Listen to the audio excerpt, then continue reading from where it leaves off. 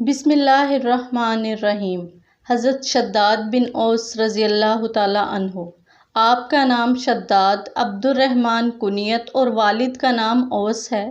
آپ کے تمام خاندان نے اسلام قبول کیا۔ آپ نے انہی کے ساتھ اسلام قبول فرمایا۔ آپ نہایت بردبار اور کم بولتے تھے، لیکن جب بولتے تو میٹھی اور صاف زبان استعمال کرتے تھے۔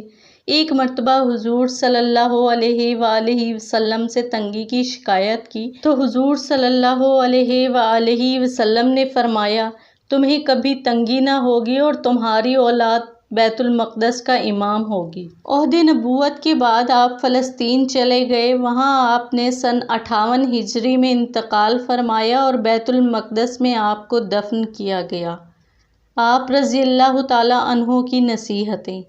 حضرت زیاد رحمہ اللہ کہتے ہیں، حضرت شداد بن اوس رضی اللہ تعالیٰ عنہ فرمایا کرتے تھے، آپ لوگوں نے خیر نہیں دیکھی، اس کے اسباب دیکھے ہیں، اور شر نہیں دیکھا، اس کے اسباب دیکھے ہیں۔ اور فرمایا، ساری کی ساری خیر اپنی تمام صورتوں کے ساتھ جنت میں ہے، اور سارا کا سارا شر اپنی تمام صورتوں کے ساتھ جہنم میں ہے۔ یعنی بھلائی جنت میں جانے کا اور برائی جہنم میں جانے کا سبب ہے۔ اور دنیا تو وہ سامان ہے جو سامنے موجود ہے، نظر آ رہا ہے، جس میں سے نیک اور برے سب کھا رہے ہیں، اور آخرت ایک سچا وعدہ ہے جس میں سب پر غالب آنے والے بادشاہ یعنی اللہ تعالیٰ فیصلہ کریں گے، اور دنیا اور آخرت میں سے ہر ایک کے بیٹے یعنی ہر ایک کے چاہنے والے ہیں۔